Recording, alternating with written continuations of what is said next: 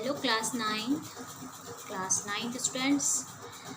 Summer break आपका ख़त्म हो चुका है और जैसा कि आपको बताया गया है कि आपके फर्स्ट टर्म एग्ज़ाम्स जल्दी ही शुरू होंगे 20 के बाद, तो आप उसके लिए पूरी तरह से तैयार रहिए, अपनी पढ़ाई को जारी रखिए। उससे पहले जैसा कि हमने आपको कहा था कि समर ब्रेक में आपको कोई भी होमवर्क नहीं दिया गया था क्योंकि आपको अपना पेंडिंग वर्क पूरा करना था। लेकिन यदि हम आज समर ब्रेक के बाद की कंडीशन को देखें तो अभी भी बहुत से बच्चे, बहुत से क्या मतलब जिन्होंने असाइनमेंट नहीं भेजा था उन्होंने असाइनमेंट अभी भी नहीं भेजा है। तो नाइन्थ में ये बहुत प्रॉब्लम हो रही है, जबकि आप बच्चों जब 8th में थे तो आपको तो बहुत अच्छे से समझाया था कि आपको असाइनमेंट किस प्रकार से देने हैं। यदि ये वाली स्थिति आती है, ये वाली कंडीशन आती है कि स्कूल बंद होंगे, तो आप लोग असाइनमेंट किस तरह से भेजेंगे। आपको लापरवाही नहीं करनी है, आपको क्लास में बताया गया था, लेकिन फिर भी सबसे ज़्यादा लापरवाही आपने ही की है। पता नहीं क्या रीज़न है। आप लोगों के पास मुझे लगता है बुक्स भी अब आ गई हैं, तो आपको अपना काम और भी अच्छे तरीके से करना चाहिए, क्योंकि आपको पता है कि इन असाइनमेंट्स के आपको मार्क्स मिलेंगे। लास्ट ईयर भी दिए गए थे, सभी बच्चों को पता है, इस साल भी मिलेंगे। और अब जो ये 40 नंबर का आपका पेपर होगा उसमें 20 नंबर आपके असाइनमेंट के होंगे और 40 आपका जो रिटन एग्ज़ाम होगा उसके होंगे। तो इस एग्ज़ाम से पहले आपको 10 असाइनमेंट टोटल मिलेंगे। 8 हम आपको समर ब्रेक से पहले भेज चुके हैं, 2 अभी और दिए जाने हैं। तो टोटल आपके कितने नंबर हो गए? 20 नंबर हो गए। यानी कि आपका एक असाइनमेंट कितने नंबर का हो गया? 2 नंबर का हो गया। और पूरे अच्छी तरह से काउंट करके ही आपको मार्क्स दिए जाएंगे। तो बच्चों, मुझे उम्मीद है कि अब आप लोग कोई लापरवाही नहीं करेंगे और समय से अपना असाइनमेंट भेजेंगे। जो भी आपका पेंडिंग असाइनमेंट बचा है, कुछ बच्चे ऐसे हैं जिनका एक भी असाइनमेंट हिंदी में अभी तक सबमिट नहीं हुआ है, तो प्लीज़ जल्दी से जल्दी उसे सेंड करें, भेजें। कोई टेक्निकल प्रॉब्लम आ रही है तो स्कूल में आएँ और बताएं।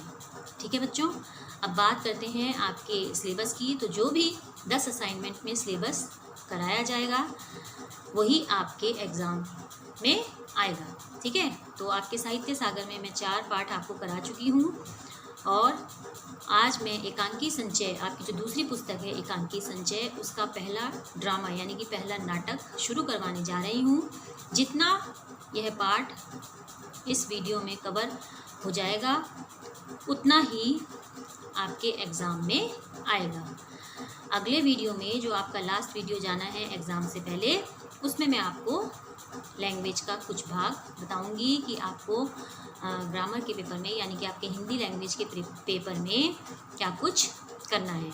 ठीक है, तो चलिए आपका एकांकी संचय का पाठ 1 शुरू करते हैं, जिसका नाम है संस्कार और भावना। इस पाठ में क्या बताया गया है बच्चों?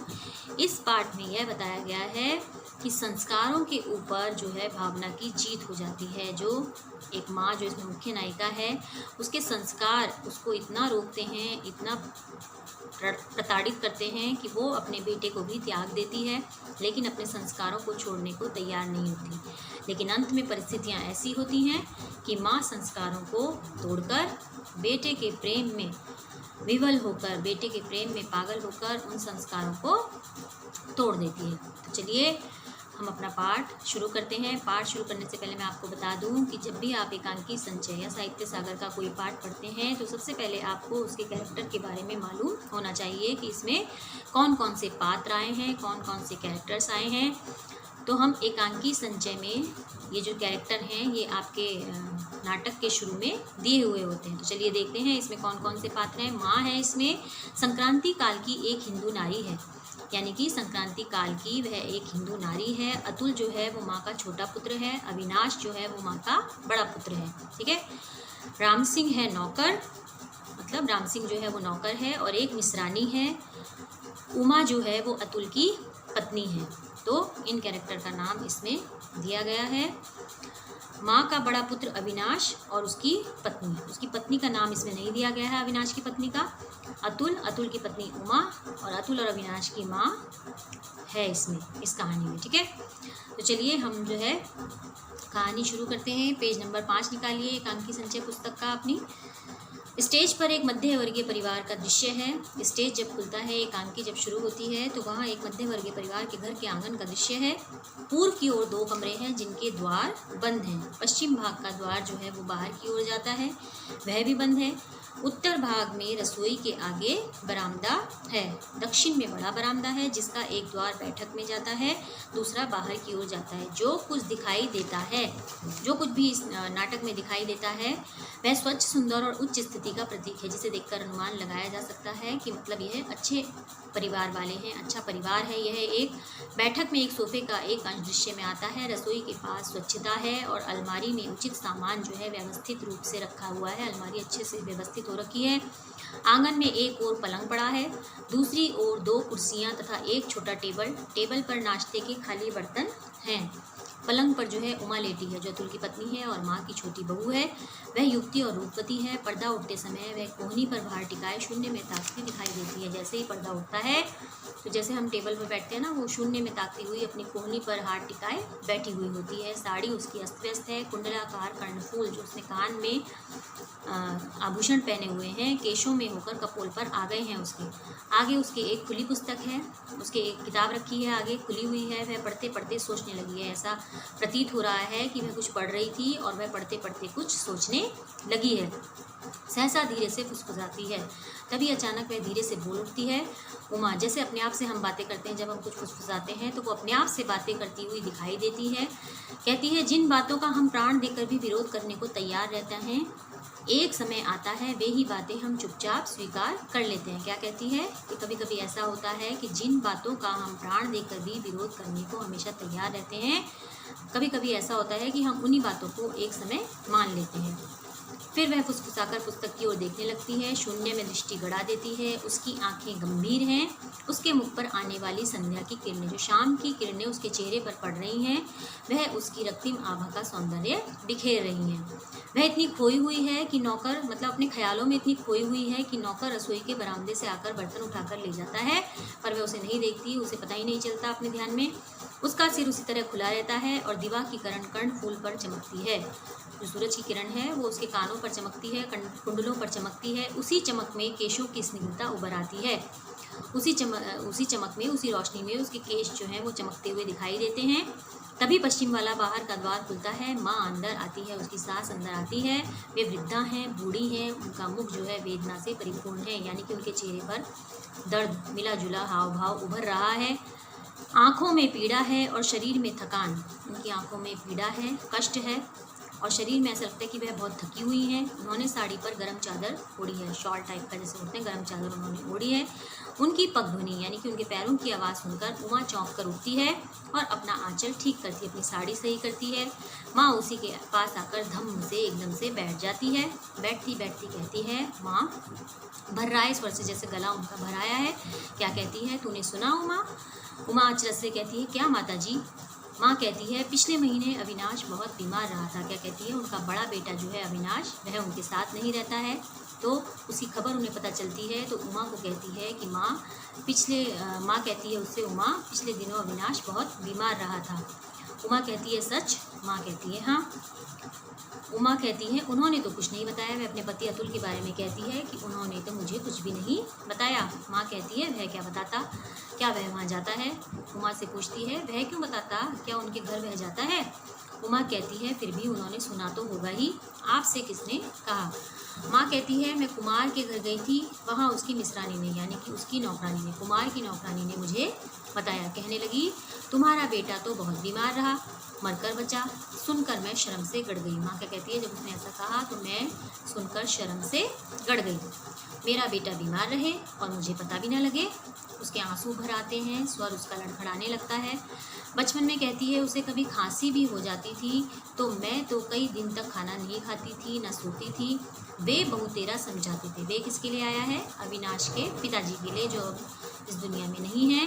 कहती है, वह मुझे बहुत समझाते थे, नाराज़ भी हो जाते थे इस बात पर जी नहीं मानता था कि बच्चों को तू इतना प्यार, इतना लाड मत कर, ये बिगड़ जाएंगे। मतलब वह मुझे बहुत समझाते थे, कहती है, लेकिन मेरा मन नहीं मानता था।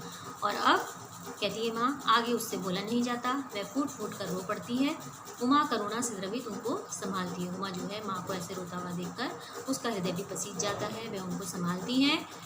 उमा सांत्वना से भीगा स्वर यानी कि अपनी सास को सांत्वना देते हुए कहती है माता जी रो मत, इसमें आपका क्या अपराध है। कहती है आप रोइए मत, इसमें आपकी क्या गलती है।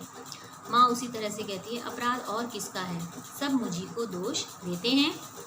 मिश्रानी कह रही थी बहू कैसी भी हो पर अपने प्राण देकर उसने पति को बचा लिया है। वह नौकरानी मुझसे क्या कह रही थी, कहती है माँ कि वह यह कह रही थी कि वह बहू कैसी भी हो लेकिन उसने अपने पति को इतनी सेवा की कि उसने बचा लिया है। अकेली थी पर किसी के आगे हाथ पसारने नहीं गई। क्या कहती है माँ कि मिश्रानी कहती है कि वह अकेली थी आपकी बहू इस समय में, लेकिन वह किसी के आगे हाथ फैलाने नहीं गई। केवल 1-2 बार मिश्रानी ने दवा ला दी थी, बस केवल 1-2 बार वो नौकरानी जाकर दवा ले आई थी, वरना वह स्वयं दवा लाती थी, घर का काम करती थी और फिर अविनाश को देखती थी। उमा उसको टोकती है बीच में ही, पर माताजी भाई साहब को हुआ क्या था। माँ कहती है हैजा। उमा चौंकती है हैजा। माँ कहती है मत कर बचा है बेटी, 10 दिन बीत गए पर अभी तक दफ्तर नहीं जाता, मतलब इतनी कमजोरी है, 10 दिन हो गए हैं पर वह अभी तक दफ्तर नहीं जाता। उमा कहती है कैसा अचरज है, उन्हें पता भी नहीं लगा। अपने पति अतुल के लिए कहती है कि ये कैसे आश्चर्य की बात है कि भाई साहब इतना बीमार थे, मरकर बचे और इन्हें पता भी नहीं लगा। माँ कहती है पता लगा भी हो तो क्या वह बताने वाला है। उमा जैसे किसी को चोट लगती है ना, चोट खाकर कोई बोलता है, कहती है पर माताजी यह तो। अब माँ विद्रूप से कहती है मैं जानती हूँ, मतलब उसको वो हो जाता है सुनकर माँ को, तो कहती है मैं जानती हूँ मेरे ही तो बेटे हैं, माया ममता किसी को नहीं छू गई है। क्या कहती है कि ये मेरे ही बेटे हैं, मैंने इन्हें अपनी कोख से जन्म दिया है और मैं जानती हूँ इनमें से किसी को भी माया ममता नहीं छू गई है। हर बात में देश धर्म और कर्तव्य की दुहाई देना उन्होंने सीखा है। कहती है मैंने बचपन से देखा है कि दोनों ने ही हर बात में अपने कर्तव्य की धर्म की दुहाई देना और सीखा है। कहती है क्यों न करें, आखिर इनका बाप भी तो ऐसा ही निर्मम था, निर्मम मतलब ममता रहित कठोर था। कहती है मुझे याद है जिस समय अतुल छोटा सा लड़का रहा, मतलब अपने बचपन में उसके बचने की कोई आशा नहीं थी। उस समय वे शांत मन उसको धरती पर लिटाने के लिए सामान हटा रहे थे। कहती है उस समय की ये बात है जब अतुल छोटा सा था, बहुत बीमार था। उन्होंने यह नहीं सोचा कि मेरा बेटा है, बीमार है तो ठीक हो जाएगा। उन्होंने सोचा यह अब नहीं बचेगा और शांत मन से वह उसको धरती पर लिटाने के लिए सामान हटा रहे थे। कहती है तब भी दुनिया ने दांतों तले उंगली दबाकर कहा था ऐसा भी क्या बाप जो अपने बेटे के लिए भी नहीं रोता, मतलब बेटा इतना सख्त बीमार है, ऐसा भी क्या है उसका पिता जो उसके लिए भी नहीं रोता।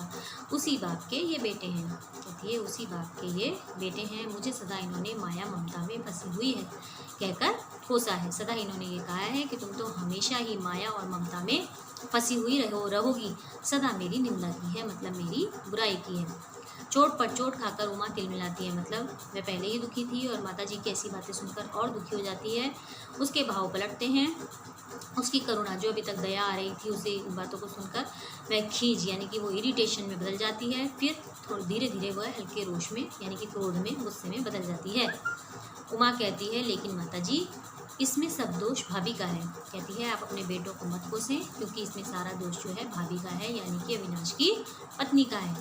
माँ कहती है वह तो है ही, पर बहू। उमा उसकी बात बीच में ही काटती है। क्या कहती है मैं अच्छी तरह जानती हूँ वह देखने में बड़ी भोली लगती हैं, परंतु अम्मा चौंक जाती है उसकी बात सुनकर कि ऐसे कह रही है जैसे उसने उसको देखा हो। क्या कहती है, चौंक कर कहती है भोली। उमा कहती है हाँ बहुत भोली माताजी, बहुत प्यारी। जो एक बार देख लेता है वह फिर उस रूप को नहीं भुला सकता, बार बार देखने को मन करता है। बड़ी बड़ी काली आंखें, उनमें शैशव की भोली मुस्कुराहट, बड़ी बड़ी काली आंखों में बचपन की जैसे भोली मुस्कुराहट होती है, निश्चल मुस्कुराहट वह है। अनजाने में ही लज्जा से लाल हुए कपोलों पर रहने वाली हंसी, मतलब एक हमेशा उनके चेहरे पर एक हंसी विराजमान रहती है। माँ अब और भी आश्चर्यचकित हो जाती है कि ये तो ऐसा विवरण सुना रही है जैसे इसने बड़े ध्यान से उसको देखा है। पर उमा तूने क्या अविनाश की बहू को देखा है? उमा कहती है संभल कर हाँ माताजी। माँ कहती है कब? उमा कहती है एक दिन जब आप उनसे गुस्सा होकर बहुत दुखी हो रही थी। कहती है बहुत पहले की बात है, एक दिन आप बहुत गुस्सा हो रही थी, उनसे बहुत दुखी थी अविनाश की पत्नी से, तब मैं भाभी के पास गई थी। दोपहर का समय था, आप सो गई थी। सच माताजी, तब उनके रूप को देखकर मैं चौंक उठी थी। कहती है मैं मतलब सच में मैं उनके रूप को देखकर, उनके सौंदर्य को देखकर तब आश्चर्यचकित हो उठी थी, चौंक उठी थी। कहती है बंगाली इतने सुंदर होते हैं। मुझे देखकर वह मुस्कुराई, फिर गले में आंचल डालकर प्रणाम किया और जब मैंने अपना परिचय दिया तो वह गदगद हो उठी। जैसे ही मैंने बताया मैं अतुल की पत्नी हूँ तो वह बड़ी खुश हुई, मुझे छाती से उन्होंने लगा लिया। माँ कहती है, उनका वही आश्चर्यचकित स्वर, वही विस्मय का स्वर रहता है, पर तूने मुझे कभी नहीं बताई ये बात। उमा कहती है बताना ही नहीं चाहती थी। माँ कहती है क्यों? उमा कहती है क्योंकि मैं वहाँ उनसे प्यार करने नहीं लड़ने गई थी। माँ चौंक जाती है, लड़ने गई थी? उमा कहती है जी हाँ, मैं उनसे लड़ने गई थी क्योंकि वे ही आपके दुख का कारण थी। वे ना होती तो बड़े भैया आपसे अलग कैसे होते। यही बात मैंने उनसे भी कह दी थी। अब माँ और उत्सुक हो जाती है जानने के लिए, सच? उमा कहती है जी हाँ। माँ कहती है फिर क्या हुआ? तब क्या हुआ? उमा कहती है तब पहले तो वह मेरी बात सुनकर मुस्कुरा दी, फिर बोली इसमें मेरा क्या दोष है? मतलब जो भी कुछ ये हुआ है परिस्थिति के उससे हुआ है, इसमें मेरा क्या दोष है? यह तो मुझे तब क्रोध आ रहा था। बात काट दी मैंने उनकी और कहा दोष तुम्हारा नहीं है तो किसका है? तुम न चाहती तो बड़े भैया माँ को कैसे छोड़ देते? तुम अब भी चाहो तो सब कुछ ठीक हो सकता है, तुम उन्हें छोड़ सकती हो। माँ चौंकती है, उमा यह कहा तुमने? उमा कहती है भावावेश में इमोशनल होकर कहती है हाँ, मैंने स्पष्ट कहा था उनसे, साफ साफ कहा था कि माँ को बेटे से अलग करना पाप है, माँ का हृदय तोड़ना अत्याचार है, उस अत्याचार को दूर करने के लिए प्राण भी देने पड़े तो कम है। तो बच्चों पेज नंबर 9 तक मैंने आपको ये चैप्टर पढ़ाया है। जितना मैंने यह चैप्टर आपको पढ़ाया है उसी में से आपको एग्ज़ाम्स में मैं इसका गद्यांश दूंगी, जो भी दूंगी इतने में से ही आएगा। ठीक है बच्चों, और बाकी आपके जो लेसन है साहित्य सागर में वो है ही आपके पास। ठीक है, और लैंग्वेज मैं आपको अगली बार समझाऊंगी कि क्या क्या आपको लैंग्वेज में तैयारी करनी है। वैसे आपको पता है आपके पेपर का पैटर्न कैसा होता है, क्या क्या चीज़ें उसमें आती हैं। तो तब तक आप इस लेसन को दोहराइए, इस पार्ट को दोहराइए, अच्छे से करिए और जल्दी से जल्दी अपने सारे पेंडिंग असाइनमेंट मुझे सेंड करिए। ठीक है बच्चों, धन्यवाद।